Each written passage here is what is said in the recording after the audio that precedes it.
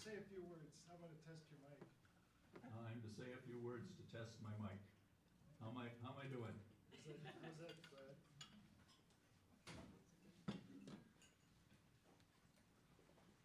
We have a problem hearing you.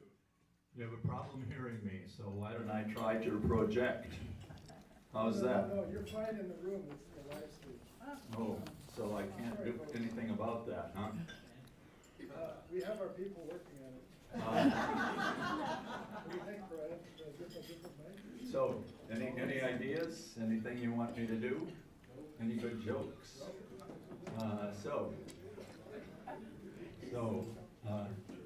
Actually, You want to share my I have mic? notes for today, so we'll see.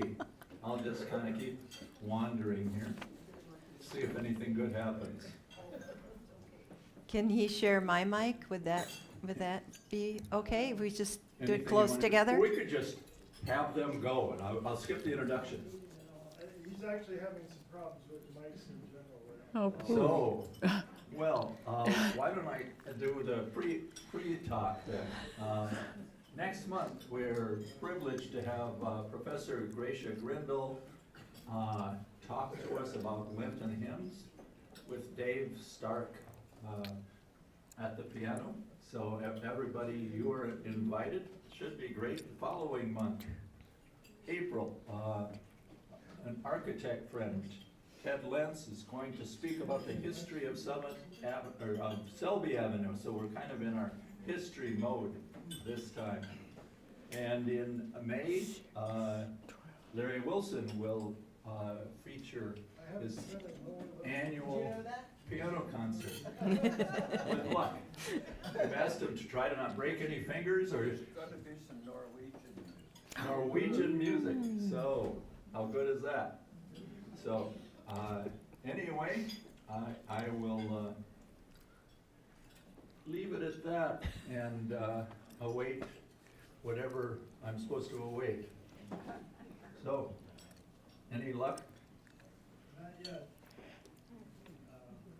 So, we could begin and then do an executive summary for when we're live, or we could have question and answer, or we could Well, one thing I could say is a number of you have seen the photo which was taken after our anniversary banquet, and we're trying to fill in unknown faces. And there is a photo and then sections of the photo with outlines with numbers and a sheet of paper, and if you know the person who's in 153 and we don't have the name, you can fill it in on the sheet. And where is that? It's on the table right by we're the. live on. Let's start it off. Let's start it off. So welcome to Aging Splendidly. My pleasure today to have Ann Durr and Peggy Johnson talk to us on preserving Immanuel's history. Excellent. Hi, everybody, and thank you for the great lunch. That was delicious. It's really fun to be here and see friends. So I'm enjoying this very much to be here today. Peggy, So what we're going to do is we've got, 4 parts to what we're going to talk about, and then we're going to have a little quiz, which isn't related sort of to what we're doing, but you'll see some images and some objects, and you get to fill out a questionnaire. But we're going to talk about getting the room ready, gathering materials, preparing and processing, preserving, and a little bit about what to keep. So those are the parts, and we're going to alternate back and forth, and Ann is up first. so I wanted to tell you about our room and our committee. So the Heritage Committee is not a ministry team like worship and music and property. These committees do ministry for people. The Heritage Committee is under the council, the church council. And that's why we are called a committee rather than a ministry team. So I'm going to have to make corrections on the annual report where that was not done correctly. I think we're the only committee right now, but the council has the authority to establish committees whenever they want to. There's a personnel committee and a nominating committee besides. Ah, there we go. More committees. So the Heritage Committee was given the task to preserve the history of Immanuel and also to acknowledge and celebrate the current people and activities that are happening in at Immanuel right now. And you can see that in the exhibit upstairs. There is information about the original Norwegian immigrants who founded our church in the 1800s. And then on the bulletin board, there's a map that shows who we are now, the diversity and great changes that have happened in our population at Immanuel since the original Norwegian, 100% Norwegian people who founded this church. So it's kind of interesting to look at that map. I just love seeing all the buttons everywhere from all over the world. So this committee found a place with the help of Pastor Cindy and the council. They approved a room in the Sunday school that we could use for for housing the archives of the church.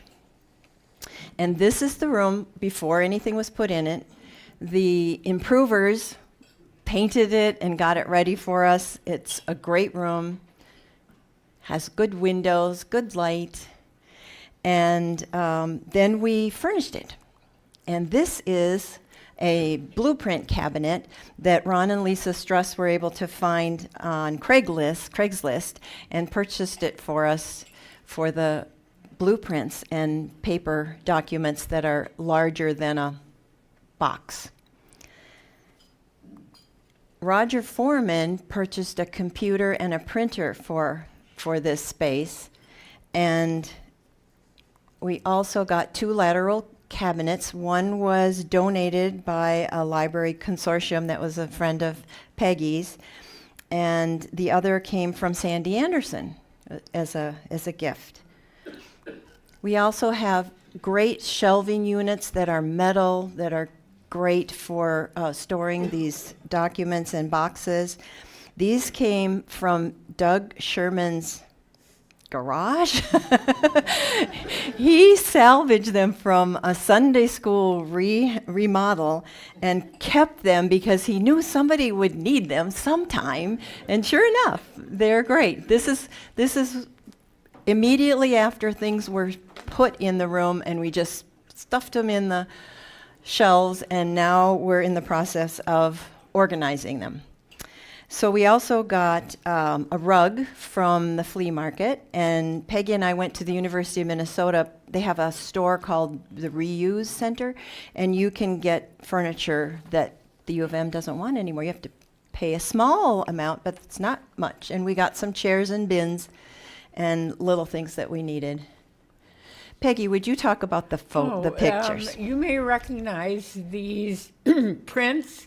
They were given to the church by the Granroods, and they're reproductions of images from the life of Martin Luther. And I did, some of them are a little water stained. I took them to the Minneapolis Institute of Arts, which has a preservation restoration center, and they did an assessment, and to bring back the ones that are slightly stained, it was going to be well over $2,000 per image, and they're not worth that much. But we thought, what a perfect place for them, to put them in the Heritage Room. One of them is very entertaining because it's Martin Luther with his family, and they're decorating a Christmas tree. Well, Martin Luther didn't have a Christmas tree. When these etchings were done in the 1800s, the originals, he thought the guy that did it, well, Martin Luther would have had a Christmas tree. It's German. So people always say, oh, Martin Luther started Christmas trees, but he didn't. It's just an apocryphal image. And then we have also, it's not in this picture, but we have another quite large one. They're really lovely, and it's nice to have them in our historical room. Yeah. I just wanted to mention a bit about funding for this committee and all of the supplies that we needed to buy. We got a Bright Ideas grant from the foundation, and we got wonderful donations from the Lutefisk dinner when we were just getting started. We also have a generous donor that contributes monthly to our fund, and we do not have a line item on the budget at this point because we are still using all of our grant money and funding that we were given. So we're self-sufficient at this point. Okay. you want the You clip? can control Oh, it. I don't okay. like to do two things at the same time. Okay. All right. Moving on. Gathering. We knew that there were materials in a variety of places, and the one that made me the most nervous is the cabinet, which was the original conference room, which is now the technology room. And everything was stored in a wooden cabinet, which is really, really bad because wood outgasses, not good for preserving paper. And it was directly over the boilers. And it was so hot. So they were cooking and gassing in there. So we brought all those out. The women's groups had put all their things in the cabinets in the East Lounge. And then Ann and I went everywhere. And we thought we got everything off the attic, which also was not a good place for preservation. Hot, cold, dirty. We brought everything down, but we didn't get everything. And we just recently got, maybe 6 boxes of council meeting minutes, notes, reports. And so we've been going through those, and they must have been somewhere where we missed. We started all of this, or Ann did, looking through materials because she was doing research for the history book. And she spent a tremendous amount of time at the Luther Seminary archives, which are both the archives for the seminary, and they have the archives for all the Minnesota synods, North and South Dakota. I think it's the upper Midwest. And what's interesting, the sidebar's not in my notes, I've been going through things I got from my parents, and there were a number of things from the church we belonged to in Florida, and I found out that those are at the Crumley Archives in South Carolina. So I contacted them. They had one box, very little from the 50s and 60s. They're excited to get what I can send them. And then I had things from Illinois and Iowa, and those are at an archives at Wartburg Seminary in Moline, I think. And I contacted them, and they only take things from churches that are closed, which means it's up to the individual churches like us to preserve the history at that church. And given what we found here, that makes me really nervous because the tools, the resources that Ann found and that we've continued to use are marvelous, and archives are set up to preserve them. There's the book.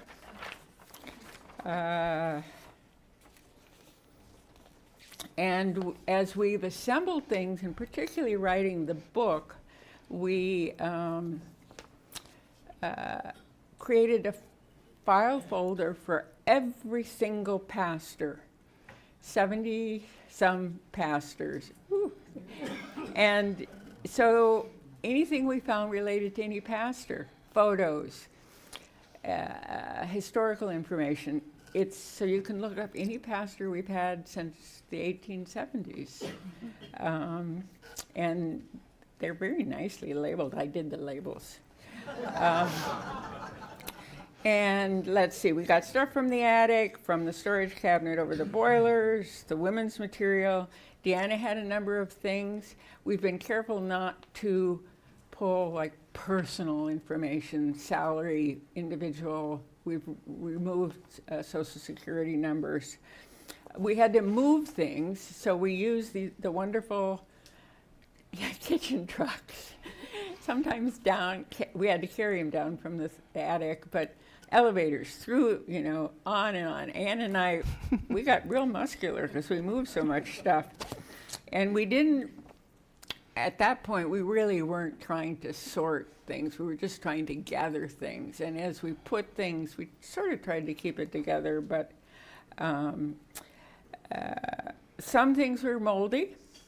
We just wrapped those in plastic because you don't want to contaminate other things. The women's books, we'll talk about that a little later, had preservation issues, and one of them was full of bugs because the bugs were eating the adhesive that was holding things in there. When we discovered this, it was January, and it was the January where we had a whole bunch of days below zero. So the best thing you can do is freeze this stuff. So they went into my garage, and we killed all the bugs. They're gone. In the attic, we found a lot of old, very dusty, crunchy blueprints. And we just brought all those down. We've worked on them, and we'll talk about that. They're a special problem because they're rolled up and tight, and it's pretty fragile paper. And we're not a museum. Our focus is basically on paper records. We do have some objects in library world. They're called realia, real items you can put in your hand. But mostly we're focusing on paper. So we do have, actually, I think Chris Sherwin has hymnals. We've asked her to keep the hymnals because she refers to them. But, if you find a sign that was outside the church, we're probably not interested in it because we're not a museum. We're looking to document history. Some of the stuff we've got, you want to hold this up? Mm-hmm. Here's the realia. And you'll get the shovel. The loveliest. Shovel.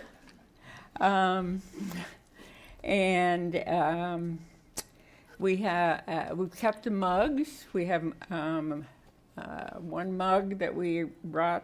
And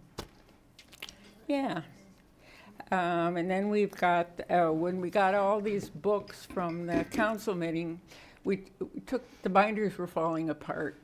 So we took those apart and threw out all the financial records every single month, what was spent for everything. We maybe saved one as representative. And we do have the annual budget, but we didn't save the monthly financial records. And we requested, if anybody has anything at home, bring it in. So we can look at it and label it and put it in the right place. We are missing older issues of the Messenger and older annual reports. The oldest messengers are called I'm not going to say it right. I should be able to. It means the fisherman. Hydrosten. And amazingly enough, when Anne was doing research for the book, these were all at the Minnesota Historical Society. So from 1917 to 1921, they had our messengers, which are bilingual. They're in Norwegian and English, and they represent two churches, East Immanuel and West Immanuel. And there's we have one in our exhibit. We made it really large. And you can put it pass up this there. around if you want to look at it. It's, but they don't have much. But it was a miracle. They had these old things at the history, and we have checked with them for photos, anything else they have, and this is about it. Okay, so missing older messengers, annual reports, directories, committee minutes. If you've got anything, give it to us, because it's such a valuable resource. Okay, want to talk about processing? Yes, okay. That's the next topic, processing. So Peggy and I had a chance to go to the Luther Seminary archivist's presentation on what to save when you're organizing church archives and what to throw away. So it was very enlightening to learn about the important things to save, and there's a lot of things you don't have to save for the history of the church. He also talked about ways to preserve different things, photographs, blueprints, and paper and newspaper. He talked about all of those kinds of materials and how best to preserve them. So a major goal that we have is to take the materials from the church, from our church history, and not damage them, not change them, not modify what they are, but preserve them. And in order to do that, we're going to have to make digital copies of some things. This is one of the church women's group's albums. So the women's group did an amazing job of charting and keeping the church history. And without their records, we would not know much about what happened in the early days of the church. So we're so grateful to the women's group. But this is an example of an album, a scrapbook, that's one of those magnetic albums, which is going to leach out the color of the pictures, and it's going to damage the original things that are in here. So what we want to do, we haven't started yet, is to take a digital copy of each page and then reconstruct it in a safe manner with more appropriate scrapbooking materials.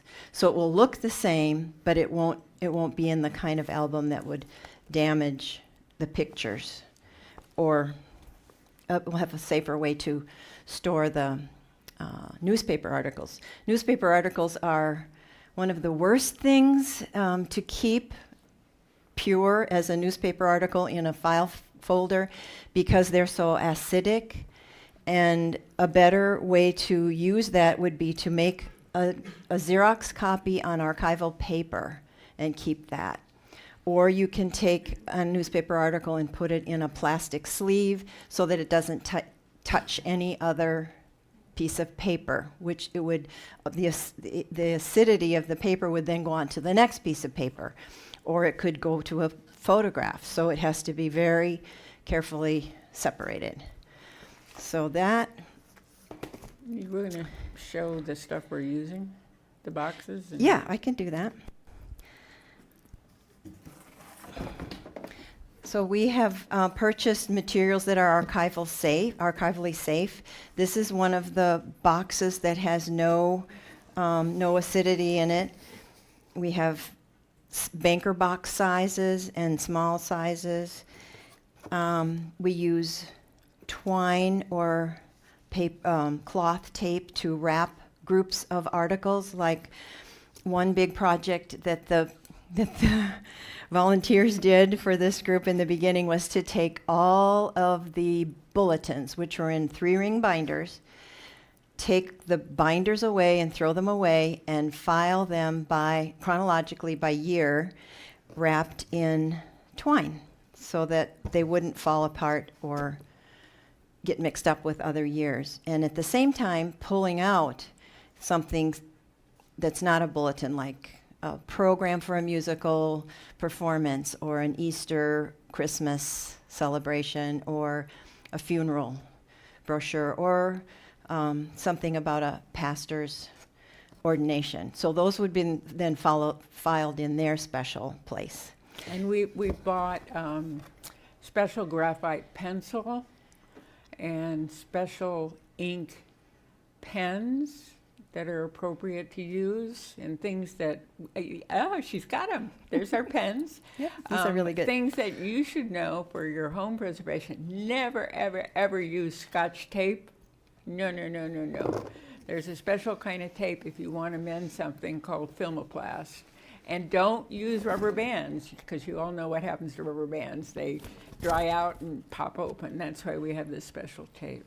Paper clips are another problem. They get rusty and they, whoops, did this move? Oh. Paper clips will get rusty and get rust on your paper, and glue or paste will get bugs. Click, I think we've got one more. This is another example of a women's scrapbook. As you can see, the paper is very fragile and it's literally disintegrating. It's probably construction paper from 1930s, and that needs to be replaced after we take a digital picture of every page. There's another book with crumbly pages. This is from the 40s and 50s. The information is great, but we have to change the way they're stored. Who are the loyal workers? Indians? That was one of the women's groups. There were a couple of different branches of women's group. That's a good question. I just looked that up. Originally, they were called the Busy Bees, and they were single working women around 1900. And they had a Norwegian name. Their meetings, they kept their minutes in Norwegian. And then at the start of World War II, they were also called, their name was in Norwegian. And the start of World War I, you didn't want to be associated with anything that wasn't American. So they switched their name to the Loyal Workers. But basically it was unmarried professional working women. So to help us keep organized with our filing system, we have an outline of all of the items that we want to organize and how they will be grouped together. And luckily we have a librarian on our team. So this was something that made sense for Peggy to put together, and she did a great job. So you can take a look at this and see how things are organized.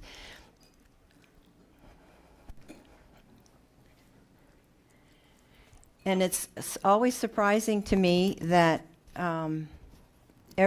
just about every week when we go in and we get a new pile of paper that we have to process, it doesn't fit in any of those categories, and we have to make a whole new file because it's just new, something new. So it's amazing. We had a group of volunteers, many of them are here today, who helped us with the initial projects that we did. And we would like to resurrect that group. So if anybody else wants to help out, we're looking for more people and same people to come back and help us. We want lots more projects to do. One of the ongoing projects is labeling photographs. We have boxes of photographs, especially of the youth activities. And that's something that can be sorted even if you don't know the people. You don't have to keep 25 pictures of the same group of kids standing on a log. We can narrow it down to the best one and then hopefully find somebody who can identify the kids or the year or the place, something.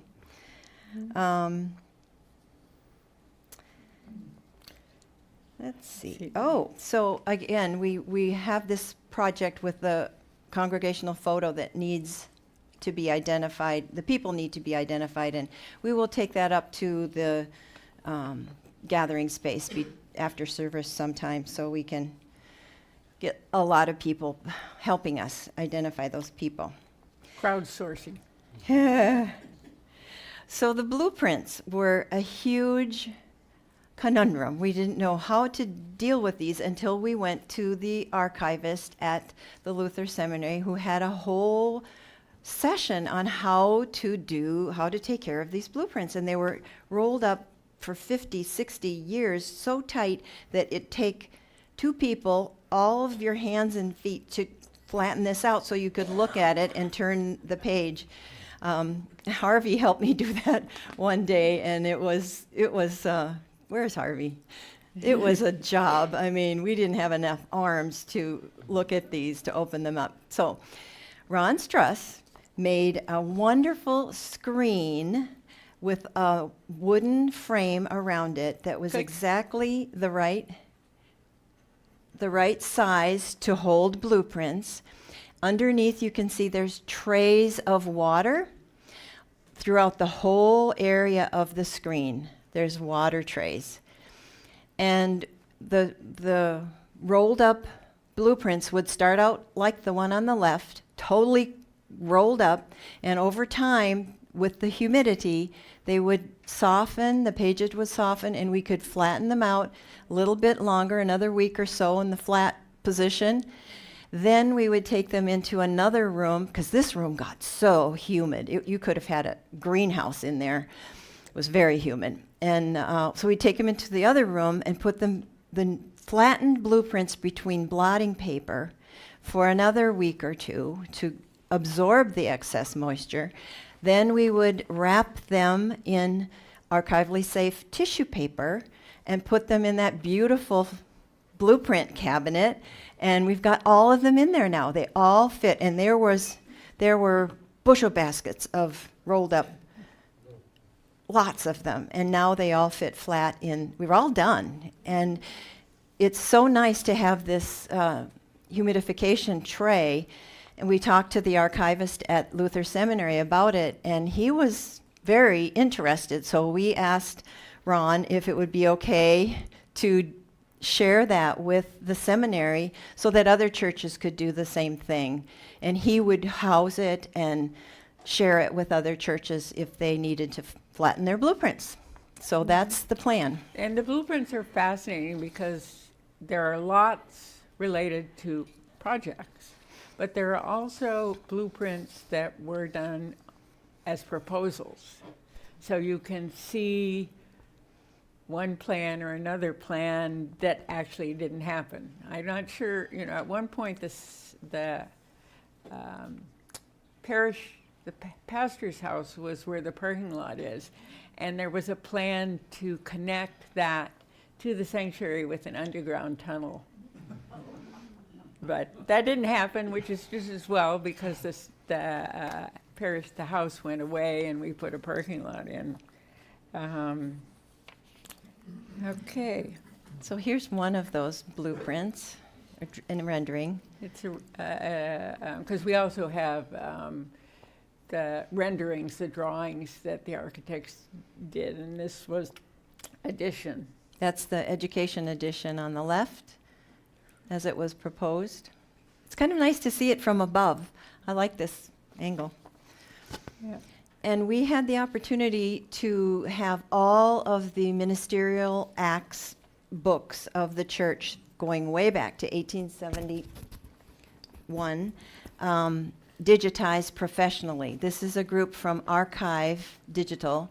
They came to Immanuel and right on site made copies of all of our ministerial act books. So now we can preserve the originals, and we have this is a fireproof case to put those very old books in and make sure that they are always safe. And then we have the digital copies that makes it easy to search. We just had a request recently for information, and it was easy to just go online and scroll through the years that were appropriate and figure out if this person went to our church and was baptized here. So it's very helpful. All right. Okay, and I did talk a little bit about we're mostly about paper.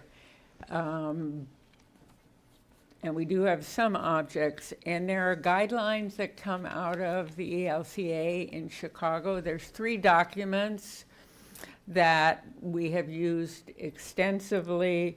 There's a brief guide for archives of congregations.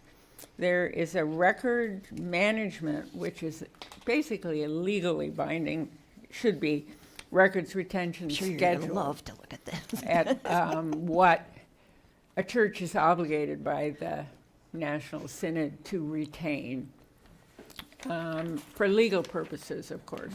And things like Indiana's, and Cindy are well aware of this, whenever we have had a Sunday school teacher sign a promise they're upright and we do a background check, all those should be kept forever, because organizations can be liable 20 years after, so we keep that. And then the third one is maintaining the congregational record. And the big thing is that we are supposed to retain records of baptisms, marriages, confirmations, and funerals. And that's Let's start with confirmation. okay. Because this is so beautiful. Deb, the previous youth minister, started doing these, and then I have filled them in, and they are the photos of all the photos that we could find of confirmation classes. And names. And the names was challenging. At a certain point, and because we have records of the confirmation classes, we have the names. We don't know who they belong to. When we get closer to contemporary times, the photos were labeled Would you row like 1, to look row at 2, this? row 3, but in this case, we don't know. And what we have, can you hold up the Yep. big red book? Working It's on it. always called the big red book. These are the congregational records. And we are mandated to keep a print record, not just an online record. The big Bat Cave Church in Chicago says you must have paper. And this was maintained until, I'm trying to think, something like 1980. And then it was all online. So one of the things that I did was to get all the records that were digital. Up to date. Yep. And add them so that we do have documentation of everybody that was confirmed. And this is just the most recent. We have 3 or 4 much older books, which we also store in these acid-free cases. And let's see. Oh, and I ordered more pages from Augsburg Publishing to fill out the book, because everybody's supposed to keep them. Let's see. The ladies, as we've said, were marvelous keeping records. And that's one reason we know so much about our early history. The women's groups have changed their names many, many times. My daddy always called them the Ladies' Aid. And there was a Ladies' Aid here at one time. But now I think we say ILC, Immanuel Lutheran Church Women's Group. Associate. Anyway, there's the big red book. Okay. And that kind of leads us to our big staff, the challenge. The council has recommended that we digitize everything. Well, digitization makes it easier to find stuff, but it's not a stable preservation medium. But we do want to digitize as much as we can, and that's one of the reasons we have this marvelous printer that Roger bought us with that has a scanning bed on it. And So we need to do all of that, but we have to save the originals. The seminary at Luther, the archives at Luther is very interested. They don't want every single Sunday bulletin, but or every issue of Now the Vine, but they want representative copies, and we are recommended to keep 2 copies of annual reports, 2 copies of the issues of the Vine, which we're doing. Big issue is getting stuff that's contemporary, because people are in the midst of doing their work and they don't think about it. But we want your committee meeting minutes. We have the annual reports, but we want, all that stuff is just grist for the history mill. So, anything else? Oh, there we go. There we go. Volunteers, reports, programs, photos, all those things from today can be submitted to the archives. We will put it in its correct place or make a new folder if we need to. Okay. So now we have a quiz for you, not about what we talked about, really. So you It's- didn't have to pay any attention. It's more just a guessing game to try. You want to pass some down that side? To guess the date for some of the things that we are going to show you. We have pictures, and all you have to do is imagine what you think the date is for that item. And you can write it. Oh, we might need more pencils. How many people need a pencil? Have you got one? Because we didn't bring any. Peggy, there's some pencils on that table. Yeah. Thank you. Okay. You'll have to share. So if Oh, I've you're got 3. if you're online, just grab a piece Okay. of paper, number 1 to 11, and we will show you a picture of what each numbered item is, and you can guess the date. This is the first one. Here's our pastor. Yes, Pastor Bentley. What year did he begin his ministry at Immanuel? That's the first date. Do we need a pen?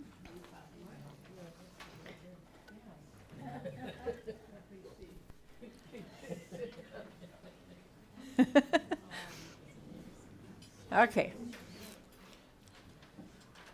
Do you want to give the answer right away, or do you want to wait till the end? Right away? Okay, who's got an idea? Who's got a guess? Okay, 60s, you are correct. This is 60s we're looking at. 1964? Yay! Very good. It is, 1964. How'd you come up with that? He's just really smart. I sang at a wedding here Oh, at Christmas in 1968, and it seems like I remember he was pretty new. here a few years. Oh my gosh, very good. 1964, and he was here for a long time. He's our longest serving pastor. Sorry? When he He started. did. Oh, yes, he did. You can look at our folders. Come to the archives room. Let us know, and you can see photos of him as a young man. He also dressed up as Jesus in a pageant with really long hair. That was quite fetching. Fetching. Okay, number 2. This is a photo from one of the women's scrapbooks, and these ladies are the ones that started the lutefisk dinner. They were the first people who made a lutefisk dinner for the church. I think they called it a smorgasbord, if I remember right. What year was that? The women did it for 4, 5, 6 years, and then the men took it over. This is number 2. When do you think this was? Oh, Russ is thinking really hard. Let's say 1945. Before that. Even earlier. Okay, ladies, what do you think it was? Before World War II, Yes. Oh, yes. so 30s? Yes, 1934. 1934 is the first lutefisk dinner. What did they call those dresses? It's called a bunad. I know the Germans said Dirndl. No, it's a bunad, and they represent different counties in Norway. The one that people are most familiar with is called the Hardanger, which is where it has a very large embroidered section in the bodice. I now have one from Rogaland, which is where my grandmother was born, but it's B-U-N-A-D, bunad. Okay, number 3, this is a portion of the congregational photo that was taken in front of the church. What year was that congregational photo taken? So John Marvel. Yep, you can see John here, Enjoy. Joy. There's some kids you might recognize. So 90s, right? I think this is that Ingrid? Yep, that's Ingrid. Mm-hmm. So it's after the 90s, actually. 2006? No.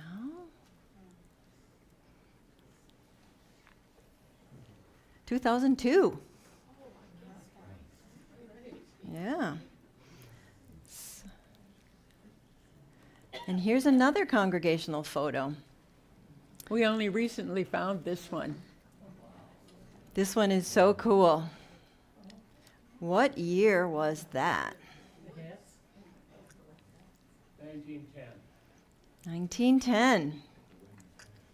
It was earlier than that. Sorry? It was 1889. So you were very close. Yeah. So this, if you think that if you remember, our church was founded in 1871. There were 6 or 7 people. Look at this. Just a few years later, in 1889, 15 years later, it was big. Lots of kids. I love it. Okay, another congregational photo. This was taken at a church picnic. And look at the outfits, the women's dresses and hats. 20s, right. Yep. Do you know where that is? No. I thought this one was in Como Park. I think so. This was 1925.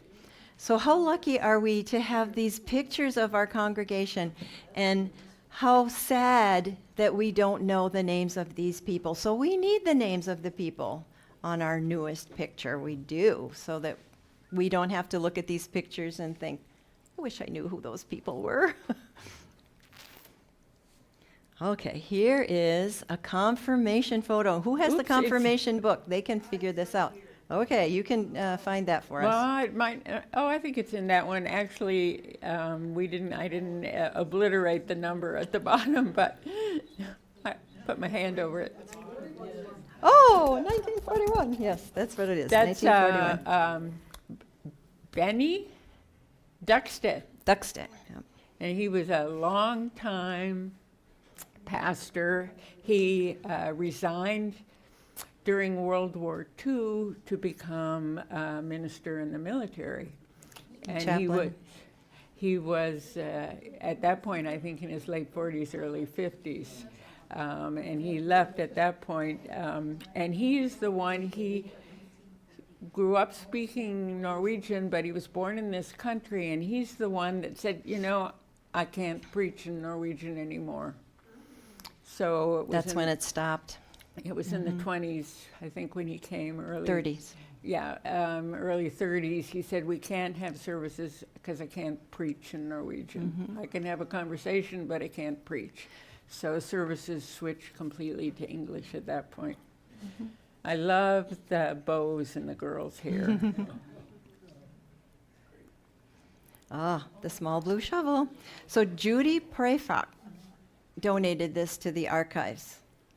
And do you remember what it's for? Does anybody know what it's for? It was the digging the dirt for the, oh, I'm in the wrong place. For the They education did the wing. groundbreaking for the educational building, Right, and they had a groundbreaking. handful of children who got their own little shovels to turn over the dirt. So cool. What year was that? Yes. Who said that? Yes, 1960. That was the year of the groundbreaking. And the education wing was dedicated in 61.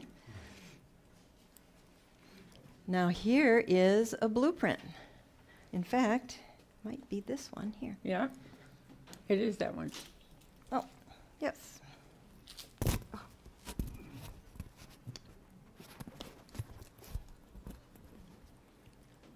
You want to hand it to me? I'll Yeah, take I it around can't. here. I can't listen and It's a rendering. They're a little easier to pass around than the blueprints. And this so this kind of ties in with the shovel. So if the groundbreaking was in 1960, the dedication was in 61. When do you think this was drawn? Yeah, 59, right, just before it was built. And I'm sure that was presented to the church council for approval. Now we have a children's musical program called Malice in the Palace Choristers Choir. Yeah, what year was that?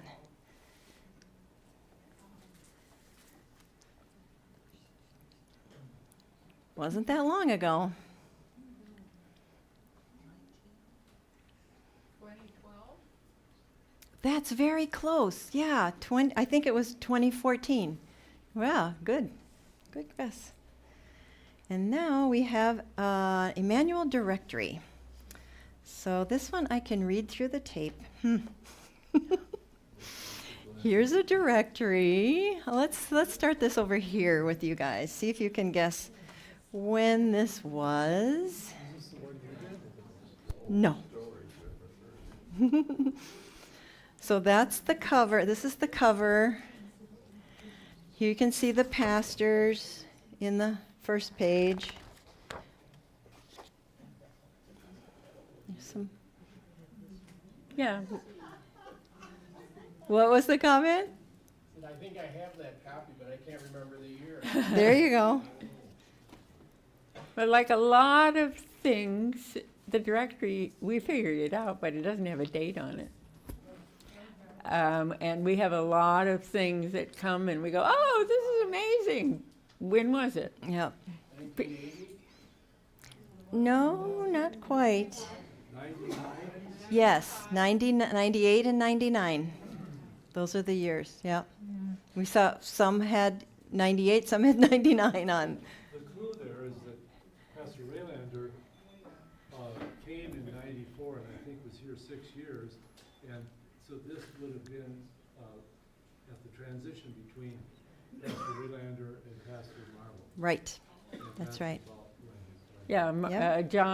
John came in as assistant. And he was assistant before he became pastor. Okay, you guys are good. This is the mug that we showed earlier. What does this commemorate? Elevator. Elevator. What year? What year was the elevator installed? Sorry? Very close, 87. that's about as close as you can get. I think Doug Wangenstein was in charge of the fundraising for that project. Doug, were you in charge of fundraising for the elevator project?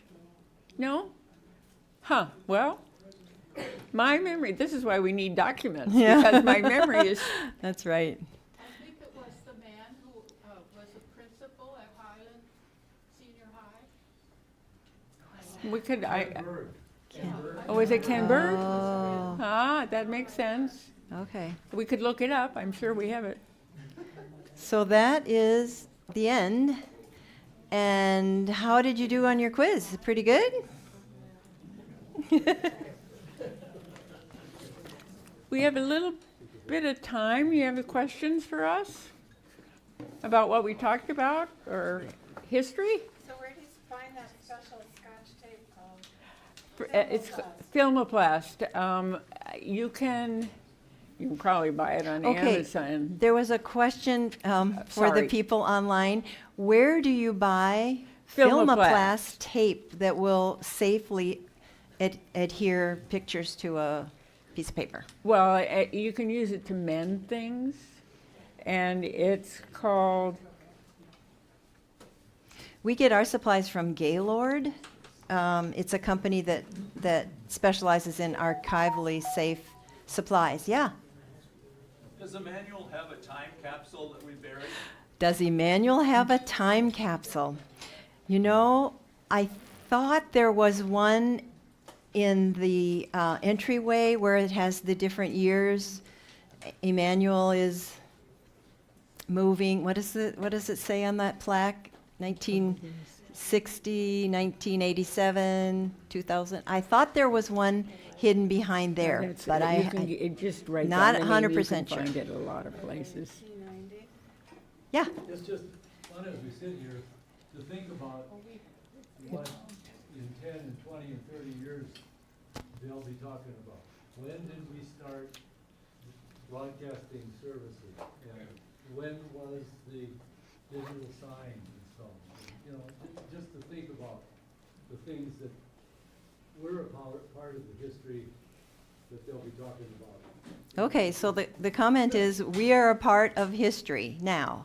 And what 20 years from now will people be thinking about? When did we put up the digital sign? When did we start broadcasting? All these things that are happening with us right now are going to be history. And that's why we have to document. Yeah, How one did of the it get things we started? talk about technology, one of the things we found out in the history book, there were no phones in this church.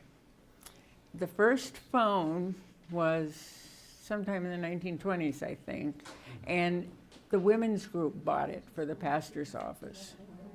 They raised the money, yeah. Yeah. But So we're after 1:30, so if you'd stay after, I'm sure we'll have more questions. And thanks for a wonderful presentation, and even more thanks for the spectacular archives efforts that you're making, and for the book. You're welcome.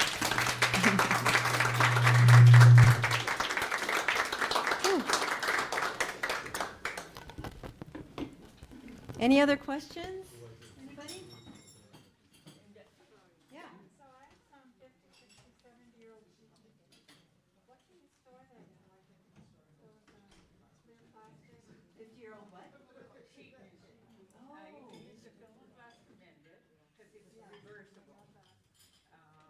The question was 50-year-old music scores, but other people want to hear.